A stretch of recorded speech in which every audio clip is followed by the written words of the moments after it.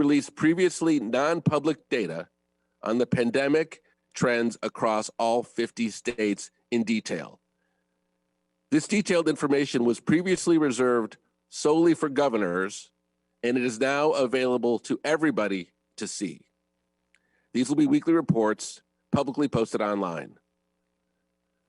So our team is working hard to make the process more transparent and easier for the public to understand, beginning with these briefings and the very clear messages from Drs. Olinsky and Fauci. So let me turn and spend the balance of our time taking questions for Dr. Olinsky, Dr. Fauci, and myself. Great, thanks, Andy. Right now we have time for a couple of questions. If you have not already, you can go ahead and raise your hand on the Zoom feature. First up, we're going to go to Christopher Rowland at the Washington Post. Yes, thank you. Thanks for doing the briefing. On the subject of the low dead space syringes, I was wondering what percentage of the administration kits now are being sent out with the Pfizer vaccine contain those specialized units? How many millions more do you need to get to 100%? And what companies are being ordered to procure more under the DPA? And also on the state allotments and Pfizer's credit, are state allotments based on 5 doses in the vial or 6? And is Pfizer getting credit for all 6 doses? Thanks for the question. And at risk of somebody coming back and correcting my answer, I believe the answer is 100%. And they're getting credit for 6 precisely because everybody should now have the tools to be able to get the 6th Pfizer dose out. That's thanks to the work of our DPA and supply chain team. Next question. Great. Next, we'll go to Caitlin Collins at CNN. Thank you. I have 2 questions, actually. One on these new variants that we're seeing, and the expectation seems to be that they could really start to have an impact on cases by March, maybe gain a foothold by April and become the dominant cases that we're seeing. So what specifically is the administration doing to stop that from happening beyond recommending that people social distance and wear masks? Well, let me turn first to Dr. Fauci to talk about the science behind these variants and what is likely to happen or what we know or what we believe. And then to Dr. Olinsky after that, so she can discuss the actions we're taking as a country and the actions we expect Americans to take to help with your question. Thank you. Well, Caitlin, there are a number of variants that we're concerned about, and one that is quite well established already in the United States, and that is the 117 that is in about 28 or 29 states and more than 315 cases that have all been reported. As you alluded to, the fact is that when you have a virus that has ability to transmit more efficiently than the wild type in the community, sooner or later, by pure viral dynamics itself, it will become more dominant than the wild type. So we have that already there. We have a situation where there have now been reported in very specific places in South Carolina, for example, the isolate or the mutant that is the 351 from dominant in South Africa. Again, that seems to have a very good fitness for spread. So whether or not that's going to ultimately take over in the sense of being dominant is unclear by now. The projection that is made with regard to the UK is that probably by the end of March, the beginning of April, it actually will become more dominant in this country. As I mentioned at the very end of my remarks, I'll leave it to, in a moment, to Dr. Olinsky to talk a bit about what we're doing from a surveillance and other standpoint. But the fundamental principle of getting people vaccinated as quickly and as efficiently as you possibly can will always be the best way to prevent the further evolution of any mutant, because when you do that, you prevent replication, and replication is essential for mutation. So over to you, Dr. Olinsky. Thank you, Dr. Fauci, and for that question. So there are numerous things that we are doing. As Dr. Fauci noted, the prevention measures, the mitigation measures for variants are actually exactly the same, regardless of what variant you have. We have scaled up surveillance dramatically just in the last 10 days, in fact. But our plans for scaling up surveillance are even more than what we've done so far. So we have partnerships with commercial labs. We are now asking surveillance from every single state, at least 750 surveillance strains per week. And we have 7 collaborations across universities to scale up surveillance to the thousands per week so that we can get a foothold as to see whether these projections of having this take hold by the middle of March or middle to late March are actually true. What we're also doing is offering support to the states that have identified these surveillances, specifically South Carolina with the 351 variant, reaching out to help with vaccination, as vaccination is again one of these things we need to do, with resources for increased testing, increased surveillance, as well as increased resources for vaccination and funding. So we're working hard to make sure that we can actually do the mitigation measures, the vaccination, do the surveillance. And then finally, we have cross-agency collaborations with CDC, NIH, BARDA, DOD, so that when we get these strains, we can do the science and understand the impact of these variants on our vaccines as well as on our therapeutics. Let me add one more comment. Look, if we as a country want to turbocharge our efforts at sequencing, which I believe should be a shared bipartisan perspective, we can do that. And what we need is the Congress to quickly pass the American Rescue Plan, which contains the resources necessary to get all of our very, very talented people around the country who are world experts at sequencing to get on this as quickly as possible. So I couldn't urge people and the Congress to be more focused on the American Rescue Plan than I can, given the state of the variants. Maybe if I could make one more point, and that is that by the time someone has symptoms, gets a test, has a positive result, and we get the sequence, our opportunity for doing real case control and contact tracing is largely gone. And so I think, and I believe that we should be treating every case as if it's a variant during this pandemic right now. Thank you. Thank you for the question. Next. Great. Now we'll go to Ed O'Keefe at CBS.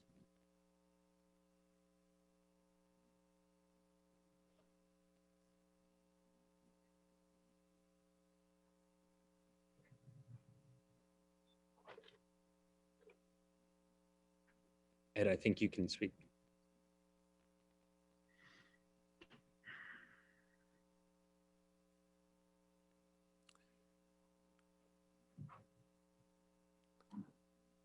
All right, Ed, we'll try to come back to you.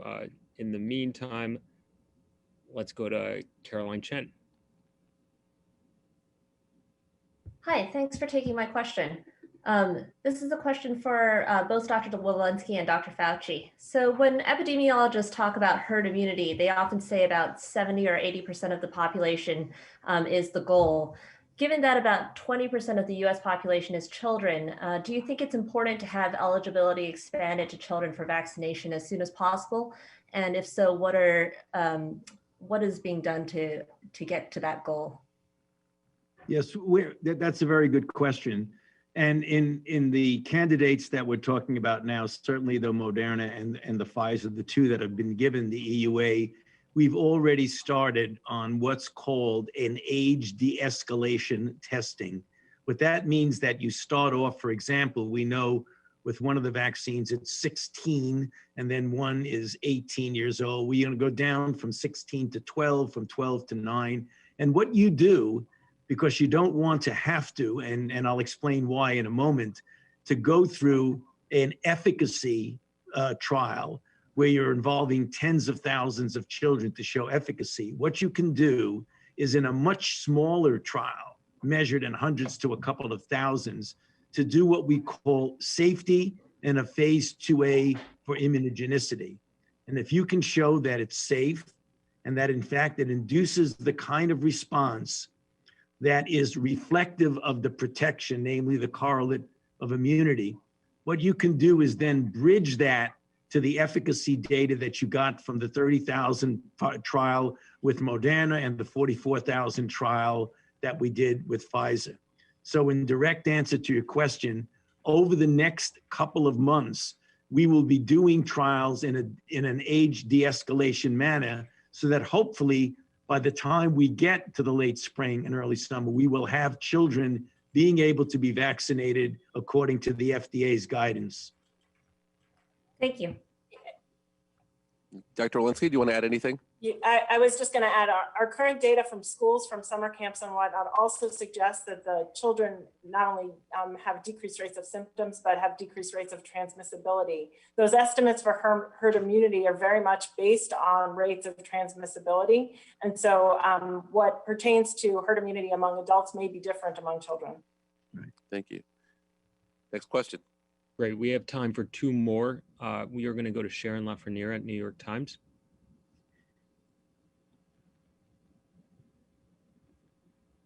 Thank you. Can you hear me? Yes. So Dr. Fauci said that we're going to have to make new versions of the existing vaccines to combat the variants. And the vaccine makers have shown that they can design vaccines, but where is the extra manufacturing capacity going to come from? Aren't the vaccine makers already tapped out making the existing vaccines? So what's the plan for making revised vaccines and booster shots on top of that?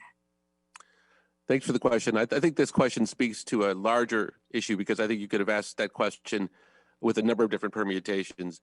And that's the issue of contingency planning and making sure we have sufficient vaccines, sufficient manufacturing capacity, and enough space in our contracts to be able to make adjustments on the fly.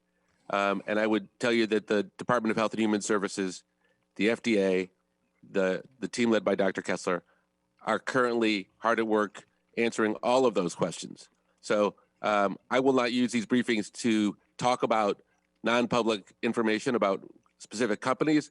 All I can tell you is those are exactly the right factors that we are thinking about. And I think to make a broader point, the teamwork between everybody here, between the NIH, the CDC, the FDA, and then our ability to understand what those factors are and turn it into actual actionable plans with the manufacturers is really important. And I've been incredibly impressed, at least so far, with that.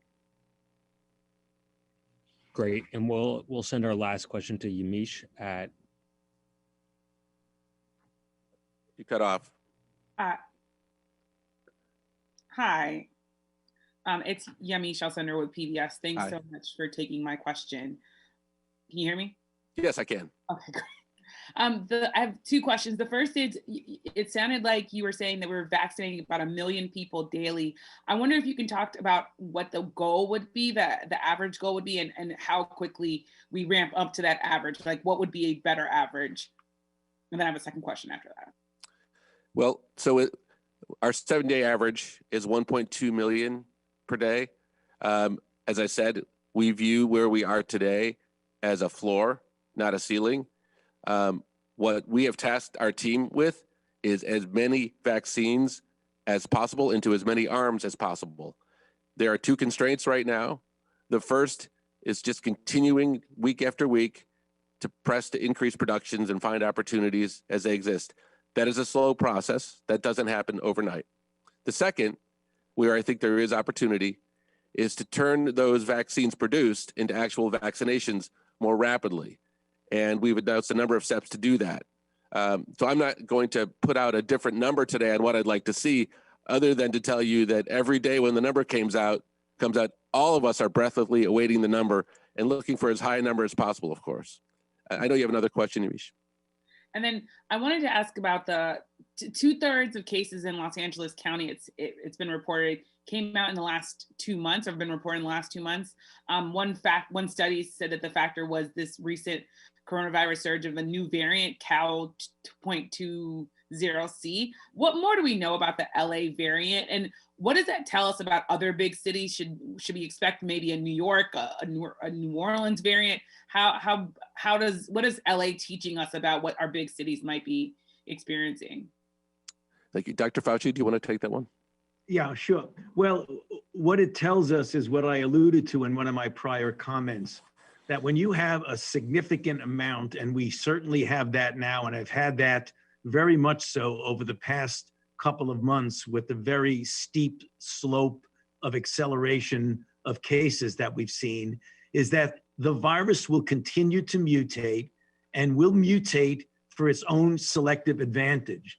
So if you have a lot of cases in Los Angeles and you have this mutant that you referred to, you can be almost certain that as long as there's a lot of virus circulating in the community, there will be the evolution of mutants, because that's what viruses do, particularly RNA viruses. And that's what I was referring to just a moment ago. You're giving the virus an opportunity to adapt. So when people make an immune response against it, particularly in someone like that might be immunosuppressed, where the virus stays in that person for a longer period of time, it gives the virus the chance to adapt to the forces, in this case, the immune response, that's trying to get rid of it. And that's where you get mutations. So if the question you were asking, which is very relevant, is that what do we think is happening in other cities? I think what the underlying issues that are going on in California and Los Angeles very likely are taking place throughout the country, which is one of the reasons why, as Dr. Olinsky has said, that we are really ratcheting up our genomic surveillance capability and our ability to get that information in real time. Dr. Olinsky, anything you'd like to add? Or is that? No, okay? I think we got it. Okay. So I think what we're saying collectively is let's not be quite such polite hosts to this virus. Let's turn the tide and do like other countries who do everything possible to shut out the growth of this virus and make sure it's not welcome. Well, thank you all for attending the briefing. I hope that this is useful to you. We intend to continue to do these every Monday, Wednesday, and Friday with the same group, and we will bring others on as well. So if you have any feedback on how we can continue to share this information with the public, please let us know. Thank you. Have a great weekend.